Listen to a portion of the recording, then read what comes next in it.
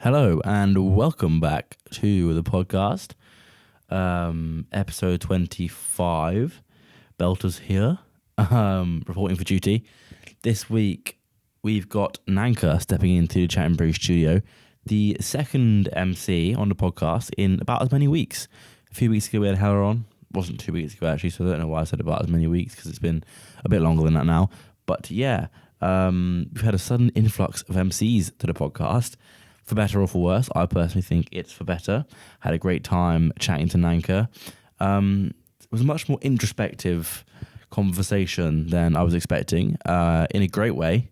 We had a really, really great conversation about sort of music and about sort of developing artistically and sort of the struggles that come along with that and sort of the direction that he's now trying to go in after being an MC for the last few years. Housekeeping. Oh, Reach for the Lasers. Our next compilation comes out tomorrow. So if you're listening to this on a day that isn't the day that it was released, then it's out now. So go over to our Bandcamp and get that project. 4 tracks, £3.50, absolute heat. Hands in the air, squeeze your mates, proper euphoric bangers, bit of trance, bit of hard house, bit of groovy techno, you name it, it's all there. Go grab that. And that also means that we are now getting to work on our next release, which is some really wicked techno EP that I'm looking forward to bringing to you all. And if you're on the Patreon at patreon.com/belters, you'll probably have access to that in the next couple of days. Just finalising a few bits, and then it's all yours for free. You want to join the Belters Club, head to patreon.com/belters and join for just £5 a month. You get all the episodes early, and you get all the tunes early as well. Right, I'm going to shut up now and let you enjoy this episode. Chatting Breeze, episode 25 with Nanka. Safe. One of those, to like sync it up. Sync up the audio. Technician, man. You should know these things. Yes, I had the audacity to know that. No, I don't use Audacity. I use a way more professional recording software. Welcome back, ladies and gentlemen. Bring that chair up. I'm a bit taller than you. That always happens at the start because I get my guests to sit on the broken chair that slowly gets lower and lower throughout the recording. I was only partly intimidated. Just so you know, he's not actually that tall. Those watching on YouTube. Yes. Speaking of, what do you want the background to be? I don't usually ask, but I sort of just feel like asking you if there's anything in particular that you want behind us right now. I can change it throughout the episode, so even if it's like a 5-second clip, you just want it up there right now, just give it to me and we'll get it up there. Jesus. Amazing. There he is. There's a big man right behind us right now. Yeah, I don't know if I think he's real or if he ever was, but he might have been, and I don't know that. If he's on YouTube, he's real. It's legit. It's legit. Too legit, mate. I should probably introduce this, shouldn't I? Ladies and gentlemen, welcome back to Chatting Breeze, episode 25. We're at a quarter of a century, mate. You're seeing through a quarter of a century of podcast with me right now. Goodness gracious. Yeah. I feel honoured. You should, mate. You should.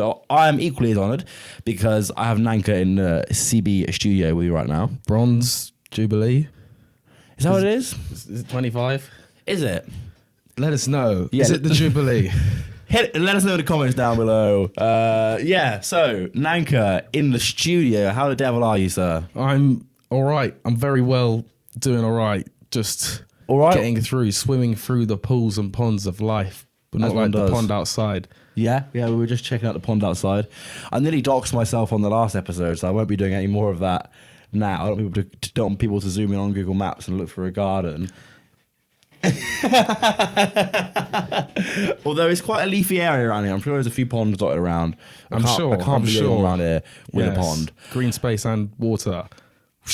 Exactly, mate. Nanka is a...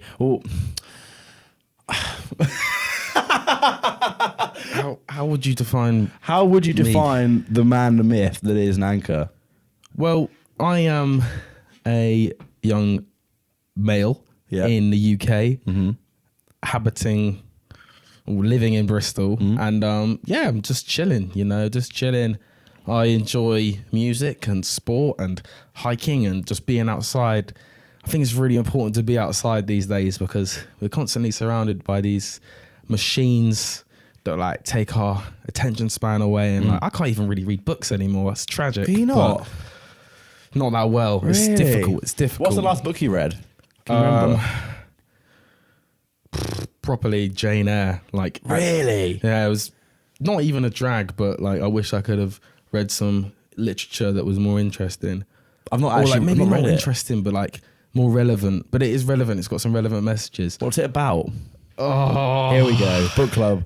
Okay, so if anyone knows this book or seen any of the adaptations in various forms of media, bloody hell, I'd say it's just about a young lady that oh god, she is an orphan and has to go to like a really terrible boarding school in like the Victorian times, and yeah, it's just pretty rough. And then she ends up meeting this dude that's no spoilers though, be careful, no spoilers. Okay, yeah, she meets this dude that's like really a lot older than her, and like I don't know, it's almost Leo DiCaprio vibes. Okay, but like okay. in like a I don't know, more sinister literature manner. I'm just saying bigger words to sound clever. I like there. it. This is what they do it on, like, you remember on like your English GCSE where you like, yeah, you just sort of keep writing about how, what was it, like the curtains are blue and like all that sort of thing, you know. The curtains are red. Trust me. Red curtains. Green curtain behind us actually right now. Actually, no, I'm sorry. There's Jesus behind us right now. There's not green Jesus curtain. may be behind us. So what I knew you for initially was your MCing. Yes. And your bar spitting. But through that such eloquent intro you just gave, how much of you is Nanka the MC right now, would you say? So right now, I'd say, not that my like MC days are over.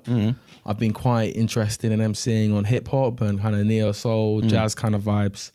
But also, I'm just not as drawn or like infatuated by dance music as much as I used to be in terms of being an MC on like jungle, drum and bass, dubstep, garage, grime. I have appreciation for all of those genres, and I won't ever not, feel afraid to like be involved in those. But so no, right now I feel like I'm opening a new chapter, and open chapter. We've opened the chapter, and it's open. I don't know, I'm just interested in learning some more instruments. I can't really play any instruments, but like I have a rough kind of knowledge, bit of music theory, and I just like things that sound nice, and I want to be around those kind of environments, whether it's like, I don't know, post-punk kind of music or like jazz, or I don't know. I'm just quite open, and I think I'm going into a new space with just music and within myself, really, there's so much more for me to offer through music and so much more for me to experience, I guess. So, yeah, I'd say not so much of me is just the MC Nanka anymore. So, yeah. It sounds like you take influence from like a breadth of different places, and that you're not sort of afraid to, or you don't shy away from any sort of genre or have any sort of stigmatism towards any sort of kind of music. Would you say that's accurate? Yes, but I struggle to enjoy music that is quite commercialized or quite listenable to a greater audience. And that might sound a little bit pretentious, but I feel like commercial music has a format, and I find the format is very familiar and repetitive, so I don't enjoy it so much. I mean, look, you're a diplomat. I think you're preaching to the converted here, mate. I think when it comes to that sort of thing, I know what you're saying. The wonderfully smart listeners of the podcast know what you're saying. We're all locked in. So you mentioned opening a new chapter. When did the first chapter begin for you, I guess, in terms of your musical journey? Okay. Like what was it like growing up? What music was playing at home, that sort of thing? Okay, all right. So growing up, my parents always liked, I used to listen to a lot, well, they used to listen with me a lot of like Dead Mouse albums. So really? I guess kind of like, and Chasing Status, like I can't remember the name of it. The purple and black one. It's like More Than a Lot. I'll put it behind us right now. It's here. That one's sick. It's got like Street Life, which is a banging tune, and like when I was younger, I used to just love the Reese bass and that, and love the drum and bass. But I just, like, my parents didn't really explain to me, yeah, this is drum and bass with like a jungle inspiration. Like, you know, I was fortunate enough that my dad showed me the Dilla Donut tape. Such a fucking Such good great tape. tape. Yeah, I had that on CD from a young age. I listened to a bit of like Dizzy Rascal. Obviously sitting here, obviously. Yeah, Bang. but yeah, just a kind of a range of like different dance music, and like some hip hop stuff, a lot of like R&B, kind of stuff as well. So yeah, Your parents sound pretty like plugged in, like culturally then for the time. for the time, yeah, no, they are for sure. What They year are for would that have sure. been, just for reference? That I'm guess. talking from reference like the mid noughties to early. How old are you? I'm 22 years of age. You're 22. I'm I'm 22. older than you. He's older than That's me. fucking crazy. No, no. Okay, so we grew up similar times. Yes, So sir. yeah, those are the sort of tunes that were going around back then. Do you know if your parents had a history of like going out partying and stuff? Because you know they're playing like Chasing Status and things like that. Yeah, I feel like my dad came from a very kind of education, career-driven family from Ghana, and I'm very lucky to have some of those traits in parts of my life, although it's like a different direction. And yeah, I don't think my dad was like going out loads, experiencing loads of music when he was a bit younger. He was more like focused on kind of studies. And I don't really know, one of them ones. But I know for a fact my mum used to live in Manchester. She was like hitting up the Hacienda, like going to Ministry of Sound in London, like that kind of thing. So I think, I don't know, it's a bit of a, I don't know, bit of a mashup. Sure, Kind like of the thing, juxtaposition of those two, you kind of met in the middle, I guess, and you reckon you Yes. take sort of traits from both sides. For sure. Like my dad's got he's got the rhythm, he's got the soul. Like, yeah, I can't think off the top of my head loads of artists, but No, yeah. that's okay. Thank you, Dad. You've shown me some great music. God, it too. must have been amazing, like for your mum going out in Manchester around that time, because like that was like when it was all happening, right? In terms of when like, Yeah. Acid House and everything was all really starting to pop off. For sure. Did she ever tell you any stories about then, or? Not really, to be honest. It's kind of one of them I ones. guess it's where one of like them. When you're younger, uni they don't days. want to tell you. Do you know what I mean? It's like Yeah. I need to clue myself up you with do some anecdotes. that. You do. And Norwich was your place of growing up, right? Yes. Yeah, I grew up in the city of Norwich. What's Norwich saying? I've only been once. I was staying at a mate before Houghton Festival because I was meant to go Ooh. Houghton. I've never been, but it looks good. I never went either because it was in 2019 and it was the year they got cancelled because there was like that terrible wind. Trust me. And then Vid. exactly 19. And no, it wasn't even COVID. COVID was 2020. this was actually. The year before, it was like horrible weather. Fucking trust me. Yeah. Shit. And so, anyway, so I stayed in. You can swear, it's okay. I don't like swearing. Swearing means you've got a limited vocabulary, apparently. Who told you that?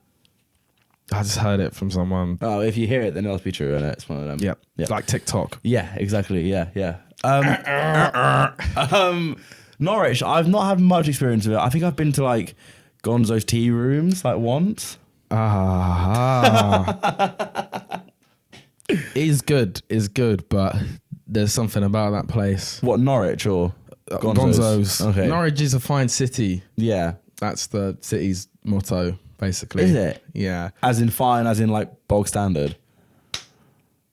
Fine ass city. Or fine as in fine ass city. No. It's more of the latter actually, but it's not a massive city, but it's not a really small city. Yeah. It's got a really big uni. I think it's quite a liberal city, and it's got quite a nice old town and stuff, and it does have a good vibe for sure. Norwich does, but it got hit quite badly with county lines and stuff, and not any of this is going to be like, not that it would be incriminating anyway, but like, Start naming just I names, know, putting photos up behind us. yeah. This guy did this and that and this and that and this. Not forgetting this. Don't forget, obviously. No. So- So I was going to finish real quick. But Okay, yeah, yes, Norwich please. is great. It's quite liberal. I don't know, it's cool, but there's obviously pockets of like nastiness as anywhere, you know. But I was really fortunate to grow up there because my parents moved from Walthamstow, Walthamstow is interesting. Where's that? It's northeast London, basically. Right, okay. Yes, and then I grew up in Norwich. So yeah. Were you born in Norwich or were you born? Born in London and I lived in Halsden for a bit and then left and lived in Walthamstow for a bit. And when I say a bit, that's just like within like a year and a half. So I have no real memories of that, but I say it because like, come on. Yeah. You're a London boy. Transparent through and through. So when did you? It sounds like obviously you had quite like musical, or at least like your mother had quite like a musical sort of side to her in terms of her passions and that sort of thing. When did you start to realise that was something that you might want to pursue?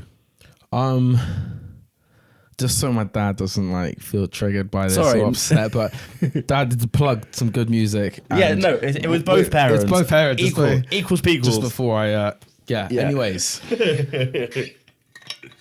It was 2021, so really not that long ago. Wow, really recently, yeah. Yeah, so I must have met you very early on. In the early days. Then. Wow. Yeah, with the likes of Joe Koshin and Slip and Longies. We don't talk about Joe Koshin on this podcast. I swear. Keep that one quiet. Oh. Okay. Okay, 2021. Yeah, set the scene. Began the journey. I unfortunately had gone through like quite an extended period of like pretty poor mental health and like substance misuse, alcohol misuse, all of that. And I was just like really struggling to like convey the emotions I had. And I initially just started writing them down on kind of paper. And I was like, you know what? I like freestyling. And I would just film myself freestyling over hip hop beats, like lo-fi beats, and just kind of expressing myself. A lot of it was quite incoherent, but I think naturally how I am, I'm quite like poetic in how I say things, and it's hard for me to write things in like a straightforward way. So me expressing it like that was just quite easy for me. And then basically met a few mates that were like playing dance music and stuff, like Janaway, Toby Ross, and Napes. Many other names. And it was kind of like through a period of time post lockdown where like some clubs were starting to reopen. So some of my mates that were playing, they were like, oh, do you want to hop on the mic? I've heard you freestyling and stuff. And I was like, all right, cool. Got pushed by my mate Kyle, who runs Omen Audio alongside Michael Espy. So hold tight, them boys too. They kind of put me on initially at the start. And just started jumping on the mic at like drum and bass gigs. Kind of did a little bit kind of 140 and garage stuff as well, but felt like drum and bass and jungle was where it was at initially for me. So yeah, and that was in the city of Bristol. And yeah, 2021 was a good one. Were you like, I guess like at the time you say that your like the stuff you were doing personally in terms of where you were trying to go artistically was you were like filming yourself freestyling on these like more like hip hoppy beats, and then your mates who happened to be like jungle and drum and bass DJs wanted you to get on their sets. Would you have said at the time that you were like a fan of that music, or were you, I guess, doing it to get the opportunities to get out and sort of get your name out there? Interesting one that I I don't know. That's a quite interesting one. Ooh, rewind. We I say we because I feel like everyone's made up of multiple parts of the person. So I'm just saying we as a general kind of thing. But yeah, I've always had a enjoyment for like drum and bass and jungle and stuff. And actually before I started emceeing, forgot to leave this detail out, but I was like DJing drum and bass before. So I was like, I didn't know getting you were DJ. The SoundClouds, free downloads. Come on. Not that I promote pirating music or torrenting or anything. No, of course. Pay for everything. Some souls might have been seeked back in the day. They're not on the USB anymore. Don't do that. Pay for music. I don't know what you're talking about, sorry. Yeah. Support your local artists as you would support your local pub. Yes. Yeah. And yeah, actually during lockdown as well, before the clubs opened, I was jumping on the mic at house parties at any opportunities. Like if someone had some 400s, DJJ 400s and like some really tiny monitor speakers, I'd plug into the 400s. It would sound terrible. It'd be clipping, so you couldn't even really hear the music or That's hear the way me. it should be, man. I was like, I'm sick. Yeah. I'm sick. But yeah, I don't know. It was, it just kind of progressed into more opportunities that arose and more people that heard me. I found I had some quite nice feedback that people were like, "You're talking about real stuff. kind of detaching myself a little bit from my ego. Like some of my bars are a little bit like just, a bit deep, a bit down, but some of them can be a bit more fun. So yeah, I'm navigating that balance now. How do you find your like confidence levels? Because like starting out and like filming yourself, like freestyling and just posting those up as being like one of your earliest endeavors, it's a pretty fucking ballsy thing to do. Yeah, man. I think it came from a place of this is gonna sound like I'm my emo phase now, but came from a place of like real sadness and real darkness. So I felt that like I was putting my all into what I was saying or what I was putting out there. Made myself very vulnerable for sure, and I think through the vulnerability, I was like, I'm not hiding behind a facade. I'm being me. I'm saying what I want to say in the best way I think I can at this moment. So it was like, very much fuck it mentality of like, I don't have anything to lose here. I'm pulling myself out of a dark place, but at the same time, I was elevating and I still am elevating. I think that one of the big things that comes up in conversations that I have on this podcast is like authenticity. And I think how important that is for artists. And I think people can like smell it from like a mile away.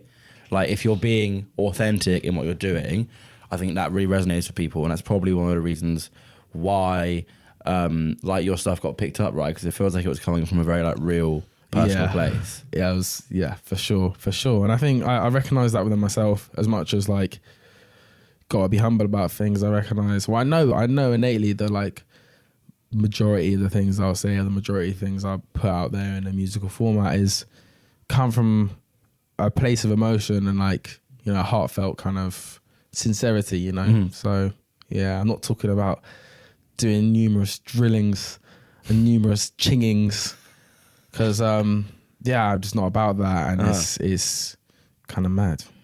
What do you think about that style of rap or of MCing or whatever you want to call it?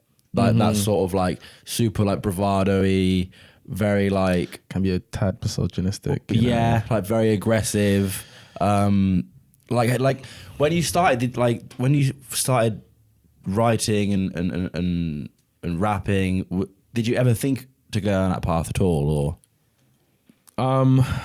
I'd written some like kind of more cheeky bars, I guess you could say, or cheeky. Like, so I'm thinking about a complete other kind of thing. I was thinking about how like when people like heavily talk about women and heavily kind of degrade and objectify them. But anywho, we'll go to like the more kind of like aggro, bravado kind of. It does umbrella sort of, into one thing, I guess. But I think for me, it's just like, how am I going to look back at this in 10 years' time when I'm probably at the time like maybe like 29 or 30 or whatever? I was like, there's no way. If I look back at this in 10 years' time and I'm talking about some like quite immature things that like I probably may have talked about at school or something, not acting like I've never acted like that or talked about those kind of things, but I'm an adult, I should probably act like one, I should speak like one, and if I'm going to put that into a musical format that's going to be out there forever, then why would I lie? And why would I like, I don't know, it's just alien to me. There's not any other reason apart from being authentic, why would I take the truth away from myself and write a story to put into this music, or just bars for like a club setting kind of thing, So yeah. Did you ever have any sort of like artistic output before you were like 21, or was that your first foray into it? Yeah, so I played guitar a little bit in school, in primary school, but like I never kind of went with it. And actually, this one's a bit deep, but it must have been, I think it was year 4 year 5. I was in a music lesson, and there was I had listened to this Jay-Z song called Beach Chair, and like he makes a rap about like landing in a beach chair kind of thing, and I took some artistic liberties and like manipulated it slightly and did like a rap. I stole the bar. Nanka stole Jay-Z's bars. I didn't want the 500k. I didn't even want the dinner. I just took the bar. But yeah, I got laughed at for like making this rap about a beach chair, and it kind of stuck with me, and I never like wanted to pick it up ever again. So, but obviously you got over that by the time you were 21. Yeah. Just for fact check. I actually began the journey at it was 19 when I started things, but I clarify that. Sorry. Okay. You had that. You said fam. 21 before. Did I say 21? You did say no. 2021. No, 2021. 2021. Yeah, I'm thinking that because I would have been 21 in 2021, but because of it, yeah. See. Okay, so there was a bit of a gap then where you didn't where you weren't you didn't have like an output, I guess, or like a creative sort of course. Sorry, yeah, skateboarding. Skateboarding had always been and always will be like, especially within Norwich where there wasn't like loads of young music scenes or like young art scenes. It was skateboarding that I've met my best friends through skateboarding. I made some lifelong friendships for it, and also I've had the opportunity when I've been to like Portugal, Barcelona, like Berlin. Went to Berlin last year with the homies, and we just like we went clubbing once, and it was to like the bar and beyond like pop world of Berlin basically. It wasn't really like a Berlin club, but like we just went out there, had some beers, had some spliffs, you know, like just really vibed out. And skateboarding has always been that kind of artistic output for me because I really love making short videos. Traffic Sight, I'll drop the at. Yes. But yeah, it doesn't have to be perfect. It never has to be perfect. As long as I feel I'm feeling something through it or making other people feel something through it, then that's all that matters. And I use a lot of like music that means a lot to me with these, you know, with these videos. Okay, so what is Traffic Sight? Did you say? Traffic Sight, rewind, selector. Is that something that you? I guess it's like it's your like skating videographer page or? Yeah, I went a bit too foot to the floor there. Basically, Traffic Sight is no skate. There's no skate videos on there. Oh, it's just kind of like the environment around me, whether it's kind of stuff in nature or stuff in cities.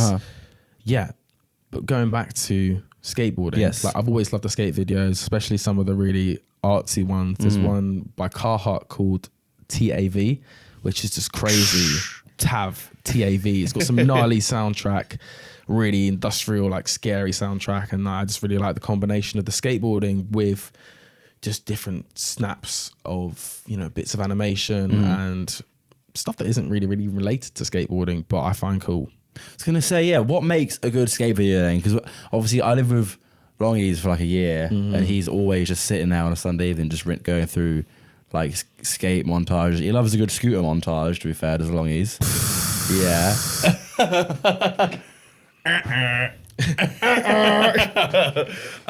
Like that. What? Oh yeah, I might start making that a new thing. Yeah, what in your mind makes a good skate video?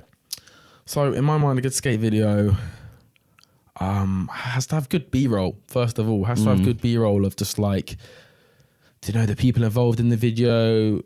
You know, like I feel like within skateboarding, there's a lot of like camaraderie. So between you and the homies, like, you know, just chilling out, like you build strong relationships with the people you skate with because more time you're out all the time. So I like just seeing like the relationships between people and seeing those bonds and friendships is really beautiful.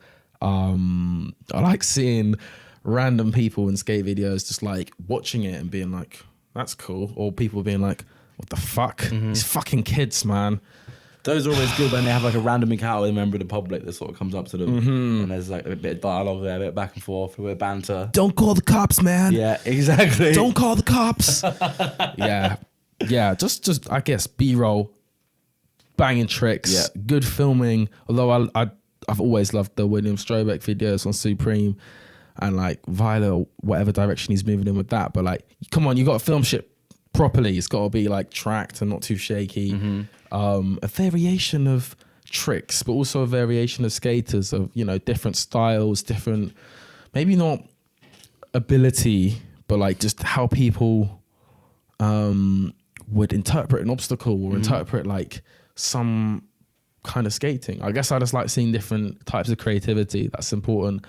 This kind of goes into my music interest as well. Like I like something that's quirky, I like something that's weird and something that looks different. And if you're doing that in skating, then I fuck with it. So yeah. I like that. I feel like I'm sort of like peeling back different layers to you here because we started off as like I started in 2021 and I rapped and that's all I did. And then turns out you wrote a rap when you were in year 4, and now it turns out you're a skater and now it turns out you have traffic sight. Did you say Traffic sight? Yeah, and there's all these different things that I feel like maybe you don't necessarily instantly think of when you think about how have I been creative in the past, but you know, when you dig deep, there's always been something there. Would that be correct to say? I reckon so, yeah. And it's having conversations like these that I'm like, oh, okay, it all kind of, it's pieces of the puzzle within myself that I don't recognize on a day to day. I think everyone does that. And it's good to recognize where you may have already been doing things that you already want to do. And we can go down a rabbit hole of this, but I'm a strong believer that everyone has a purpose. You know, you can do, I feel like we should do what our heart draws us to. And I guess for this point in my life, music feels like that. So I'm just rolling with it, you know? It's interesting. I always touch on skating again briefly before we move on. Of course. The link that has to kind of like underground music in general, whether it's dance, whether it's punk, whether it's whatever. Why do you think that those two things are so synonymous with each other all the time? Such a broad question. It's not broad at all. I think we can hone in on something that I believe is the the fundamental part of it, and I believe that's like a combination of expression and rebellion. You know, a lot of dance music has been pioneered by people that were like potentially oppressed. Many different cultures, many different genres, many different like periods of time, music has always been a form of expression, and I guess within skateboarding emerging as like something that youth would do and be part of, I think they tie together through that kind of yearning for expression, but also being somewhat rebellious, somewhat being gregarious. Gregarious? That's a big word. What does that mean? Like almost like a, oh God, you're going to pull me up on the definition here, but like a passionate bravado. Definition is behind us right now. Yeah, that gregarious, basically, yeah. And actually, I met some good friends through skateboarding that I then ended up going to squat raves with in London. So, yeah. Did you do a lot of those? Done my fair few. Really? Done my fair few. Yeah, I met some great people. One of my best mates, good homie of mine, Jolie, yeah. Jolie P, she's a fucking legend. Come on, met her at squat parties back in like, we actually met at NAS 2019. For me, that's actually a significant amount of time. Some people on here might be like, yo, that wasn't even long ago, dude. I'm just a baby. No, but it's all relative, isn't it? Do you know what I mean? And like, especially like I've only been going for like 3.5 years, like similar amount of time as you in terms of like being within the same circles, right? Yeah. And I think there are some people, aka like old farts on the internet, that will be like, oh, just give it 3 more years and see if he's still fucking kicking about or whatever. Yeah. But, to you, that is a long time. Like, NAS 2019 was a fucking long time ago. This is also the second podcast in a row where I've spoken about NAS now. It feels a little bit... Belters X NAS. Yeah, it's coming. Although it's not, because I didn't realise that it's gone, NAS. You don't know why you got to list. Come on. What was your experience? What was your experience of NAS? How many times did you go? Just the once? Or? I've been twice. Okay. I went in 2019 and I went in 2022. In 2022... You performed, didn't you? I did indeed. I just remember seeing that. So, big shout out to Goat Shed, shout out Julian, shout out Adam. Yeah. Big up. Basically, started off at that festival doing the silent disco with the Goat Shed Mandem. Basically, silent disco on the main stage of NAS. And yeah, I think I was 20 at that point in time, and I was performing to a crowd of easily like maybe 2, 3, 4K people. It built up across the night because it was a silent disco, and at one point it was just one channel, and I was like, because they have multiple channels on the headphones, and yeah, I was just like MCing to like loads and loads of people, and that was crazy. It was on like drum and bass and stuff, and yeah, it was just mad experience. Then I also did Fatty's Yard. So shout out to James Rompani, Rompers Reggae Shack. He put me up on that. But yeah, that was kind of mad experience because I'd gone there as like a 17-year-old in 2019 and just like gone pretty mashed up, gone pretty, probably the most fucked I'd have because it was like my first like big festival. Right. That was sick. But then to play it a few years down the line and be like, well, I don't think it'd been on because of lockdown.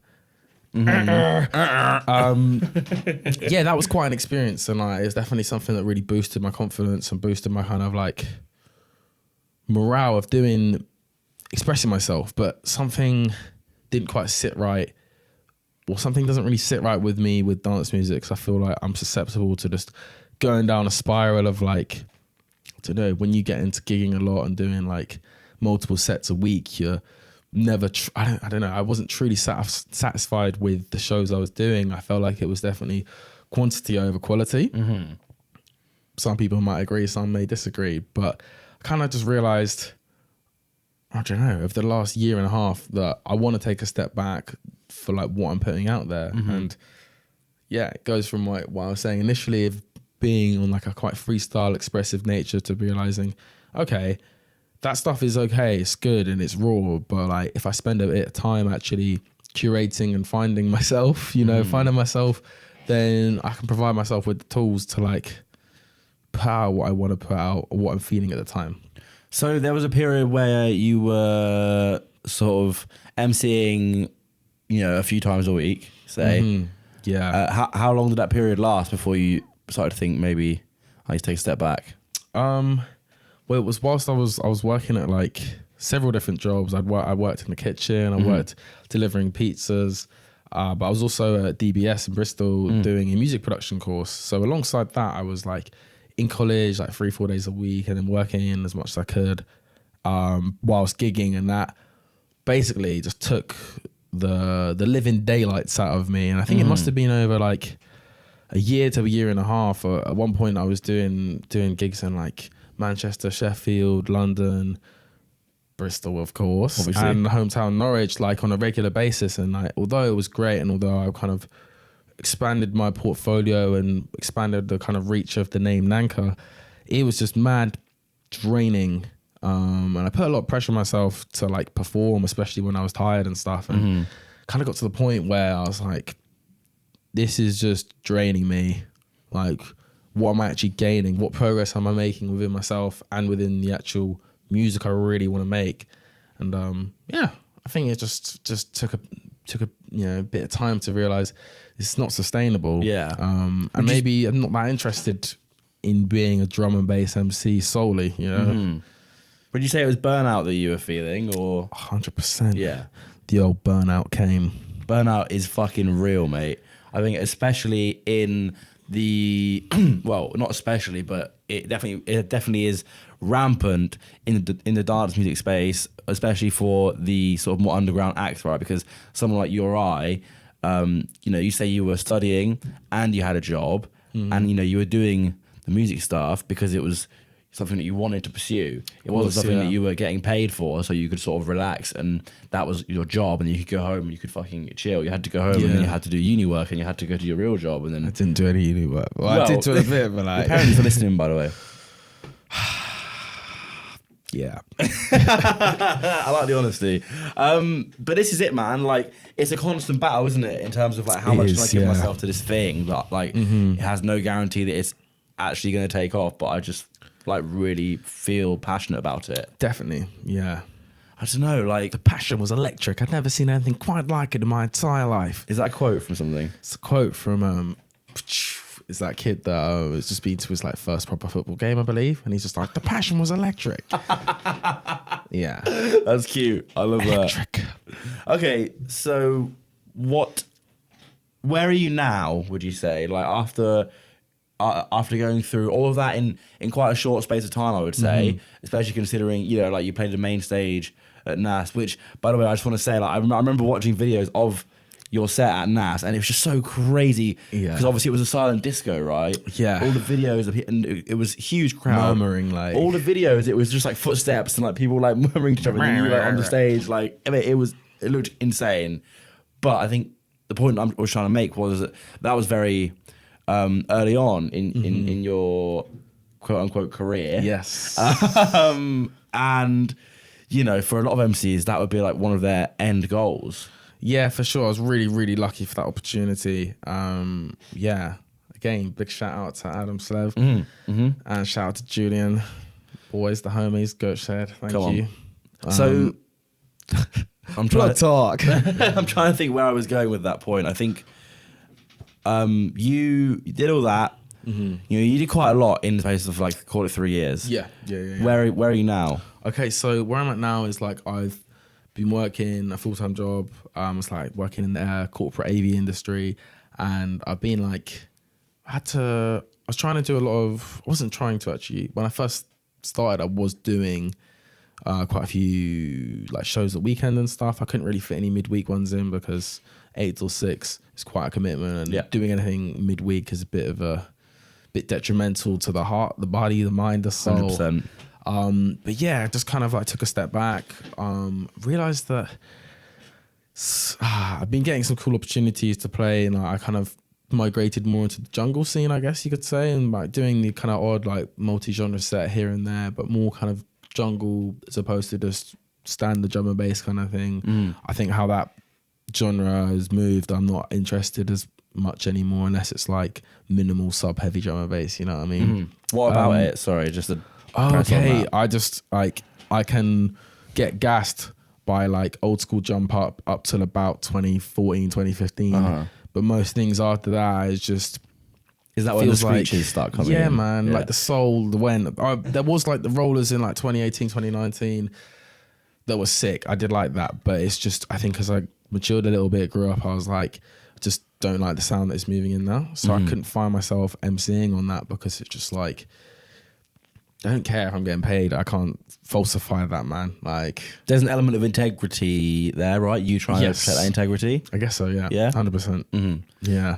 Okay, so you are taking a bit of time more to, like, you've taken a step back, but you say you're still doing some This was a year ago now, to be fair. Right, so okay. there's been some... the story continues. The story keeps on going. Yeah.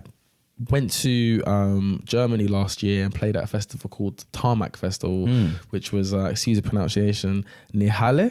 Halle? Sure. Your Basically, it was on the airfield, and it was just went with a really nice bunch of people. Shout out to my boy Prince. That was really fun. And we played a crazy multi-genre set. It was going through the motions of like jungle, good drum and bass, garage, 140. We played some jazz. We went into some dub, and then obviously to expand from that, just 140, it was a bit of grime, bit of dubstep as well.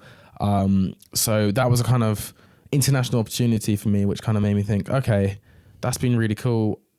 I like doing multi-genre kind of stuff in a sense where it's actually like a formatted show. But I feel like I wanted to when I came back from that, I was like, I want to make more music. So in between now and then, which has been... That was in September last year. Okay. It kind of just been, I'm going backwards and forwards basically here on the time scale. But yeah, I'd started a few projects with a few producers, and that had been more on kind of like rap-based projects, like some hip-hop ones. You know, I've released my first single called Fireflies over a year ago now, which was in April. I did with 091, shout out. Come on. Bristol, come on.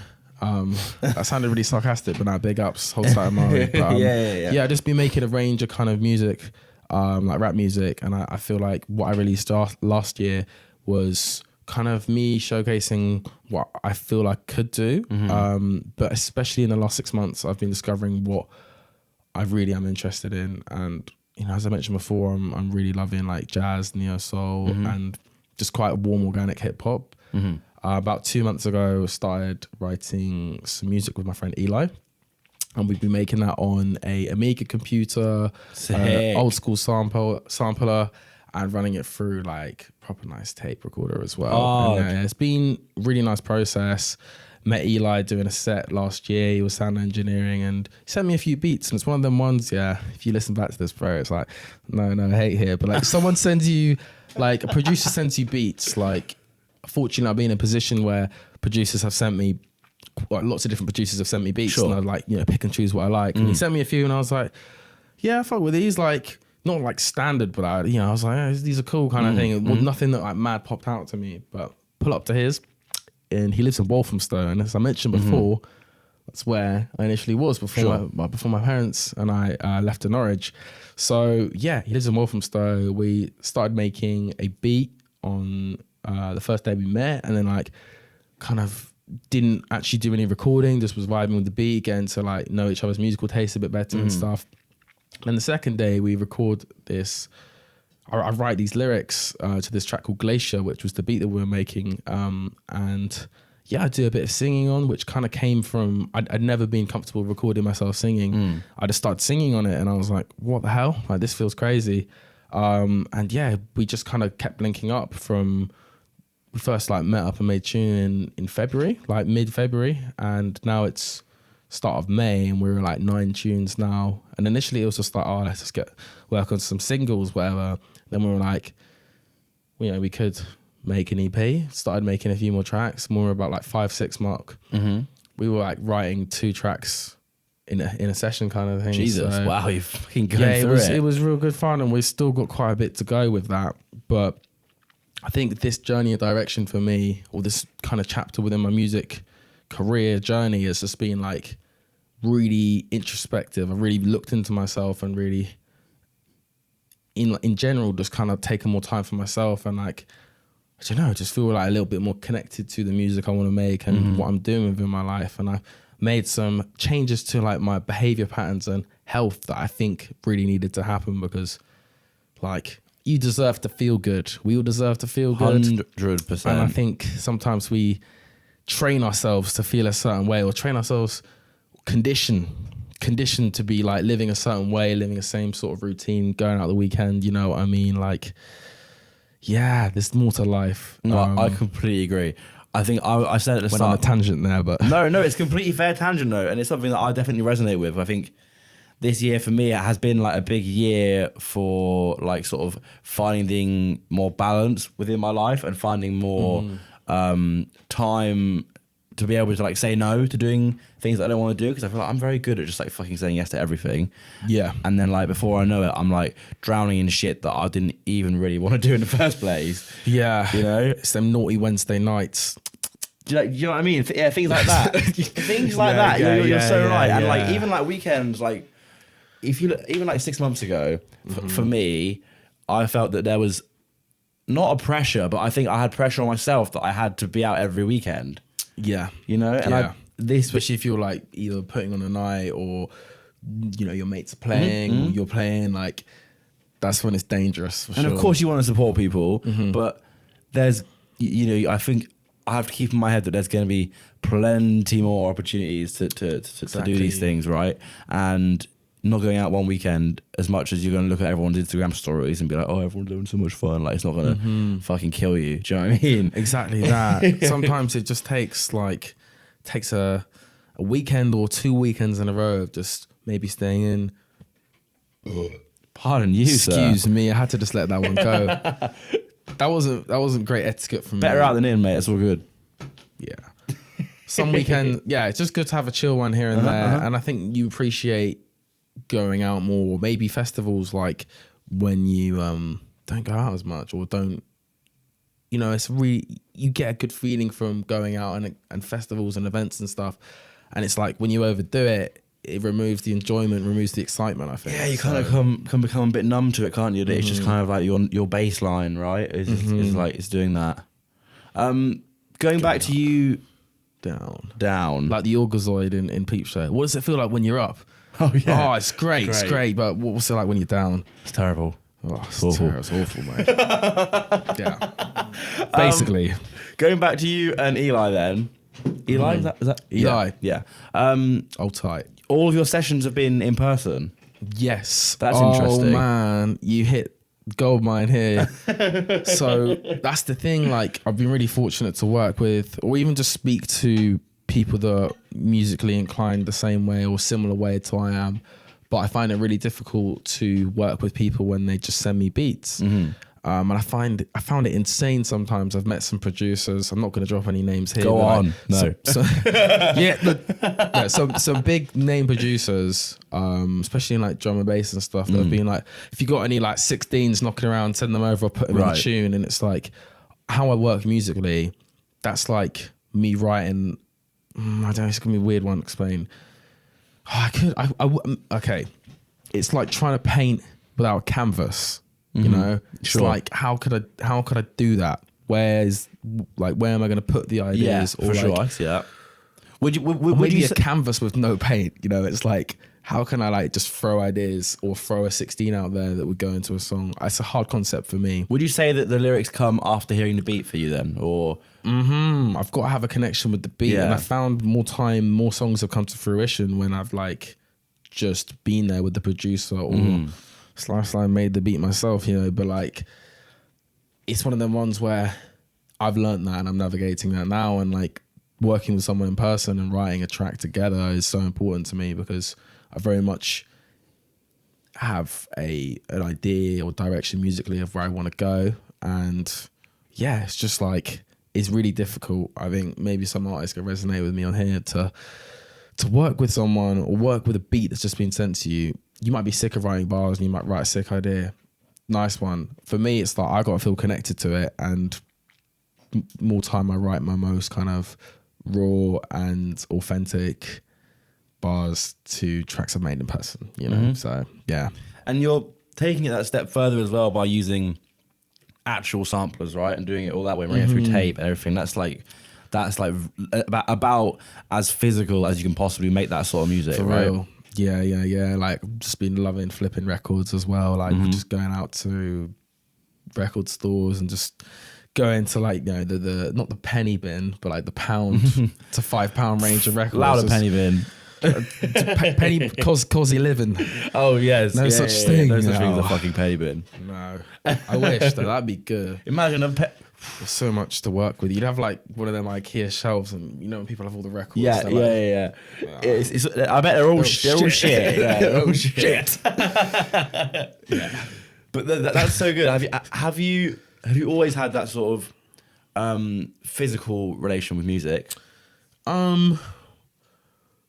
I guess, yeah. I was only like, you know, my memory of music has always kind of been CDs, you know? Yeah, like, sure. It'd be nice to buy a CD. Like, iTunes kind of emerged when I was like a conscious child, you know what I mean? I was like, oh, okay, I've got a phone. I can download stuff off like, this is back when you could do the YouTube to iOS rip, when you like just put the link in. That was popping.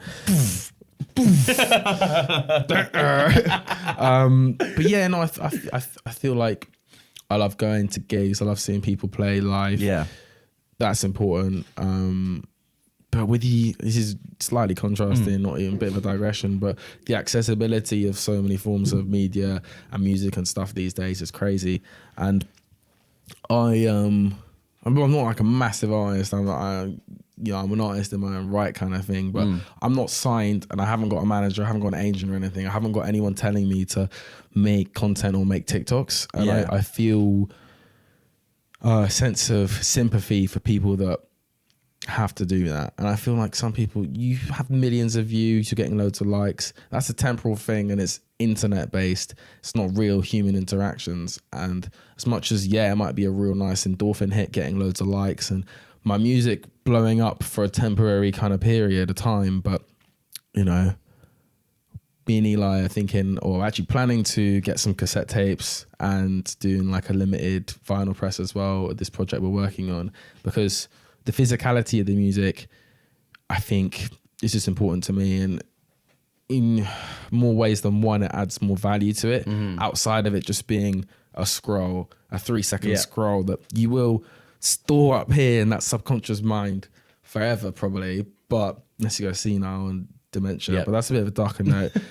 You might remember randomly, but anyways, you know, it's like, I don't know, I feel like it feels more important to be, I don't know, a bit more long lasting, right? Like, I think that's the touchstone, right? Is that this these sort of like short form content pieces are more temporary, right? In terms of their longevity.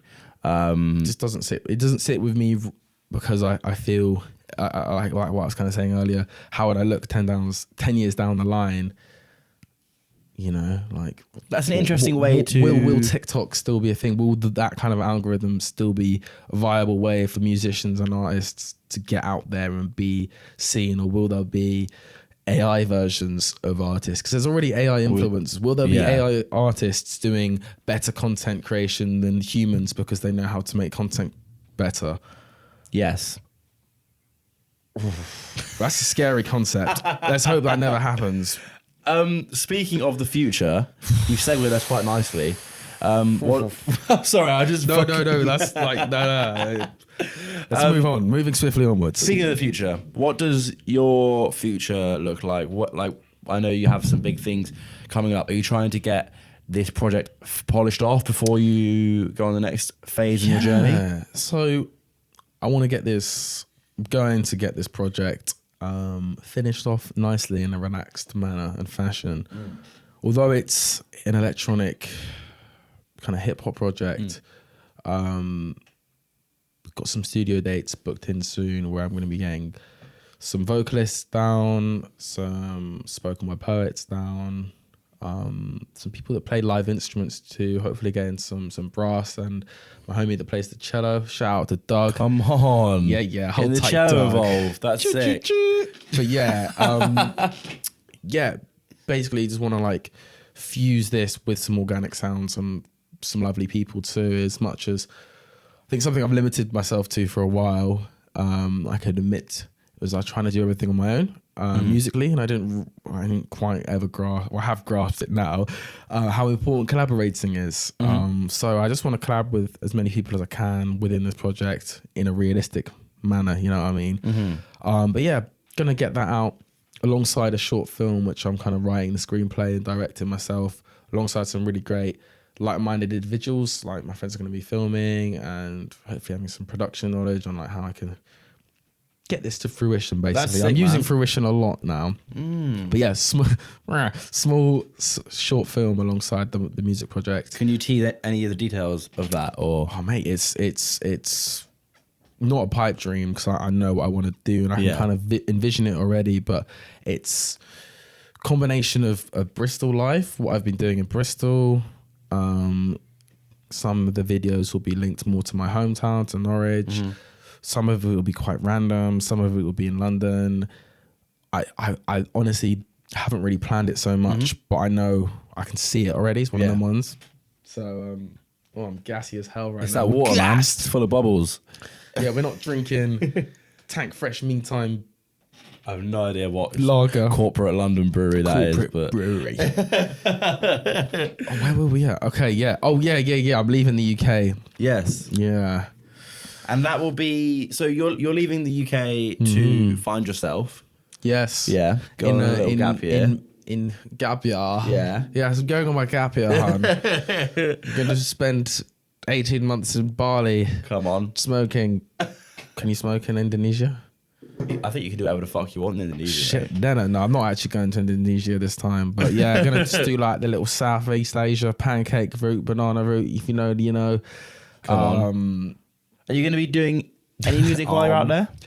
I have nothing planned, but I taken some inspiration from our boy Andre 3000, and the first instrument I want to try and pick up and start learning along my travels in Southeast Asia will be some sort of wooden flute. Oh, because he did a whole flute album, didn't he? Did a whole flute album. Yes, what a fucking G. I ain't listened to it yet, to be honest, but it's an inspiring idea though, isn't it? It's fucking great. Oh, I'm a fraudster basically. Yes. Yeah. Have you heard the new 3 Stacks album, bro? Yeah, dear. No, I haven't. Hopefully I haven't. Anything else you want to touch on before we land this plane, mate? We've surpassed the hour mark. Surpassed the hour. God, time flies when you're having fun. It does. How are you, mate? I'm doing all right, actually. I think I was like, last week, I was sort of starting to teeter a little bit. I think I've been getting like so burned out recently. Just like working full time and then trying to like stay healthy and trying to like work out and trying to run a label and trying to do this sort of thing gets quite a lot. You're in good shape, man. But likewise, bro. Come on. Health as well. But I mean, I don't know. I had a wicked weekend last weekend. Camping in Cornwall. Just like basically just didn't look at my phone the whole weekend, and it was just so good. And I'm feeling very refreshed right now. That's what we love. This conversation has also made me feel very cleansed. That's good, man. I feel really like chill and just gassed to be alive right now. Good. So yeah, man. I fucking love it, mate. Where can people find you if you want people to find you? So if you want to find me on the social media medium that is Instagram. It's NXNKA, and it's right here. Boom! If you're interested in checking out any of my short video projects I've worked on, they're pretty rough, but for me they mean something. It's a traffic site just up here. I have my YouTube channel, which is Nanka Music, which has my 3 singles on, which is Nanka Music right here. That's a track that I did with 4K called Herd Mentality, a track I did with Sam Hawthorne called Eden, and a track called Fireflies with 091. Check every single one of those out. And yeah, just to touch those tunes from last year, all kind of different subgenres of UK rap, or just rap in general. And I think it kind of showcases what I had to offer at that period of time. But what I'm working on now is completely different, yet 100% still me, you know, just where I am now. So yeah, I think I'm pretty chill with leaving y'all there. And yeah, thank you to Miles every single time. Oh, I was trying to I've got to re-record the whole thing now, mate. You fucked it. Thank you. Ladies and gentlemen, Nanka. Boom. Yeah. Easy, mate. Oh, mate, safe. That was really fun. Yeah, you smashed that. Really fun. Hey, fucking big up. Big up. Yeah, that was real good. You just, I thought you spilled aggro on you. No, Well, that was lovely, wasn't it? Yeah, as I said, bit of an introspective one there. Really, really, really enjoyed that. Feel like he's got a lot to say, Nanka, and he's got a very good way of articulating himself, a lot better than me, which is always good. I always like it when someone comes on the podcast that's a way better speaker than I am, and I can just sort of sit back and let them do all the hard work. Thanks for listening. Thanks for making it this far. If you have made it this far, you're clearly a big fan of the podcast, in which case I would urge you to head over to patreon.com/belters and join the Belters Club for £5 a month, in which you will get episodes early, and you will also get early access to all of our music instantly downloadable for free via the Patreon Google Drive or private SoundCloud, or whoever I decide to release them to you. Yeah, membership is only £5 a month, and it really helps because I spend a lot of time banging my head against the wall editing these podcasts, and really yeah, it's not making money at the minute, which is fine because I love doing it. But hey, if you want more and you want better, please support. That's all for this week. Got the next week's guest lined up today, actually, and I'm very excited to bring you next week's episode. So stay tuned for that. That's all I can say for now. And yeah, I will see you next week. Safe, big up. Oh, go and buy Reach for the Lasers on Belters Bandcamp as well. Bye.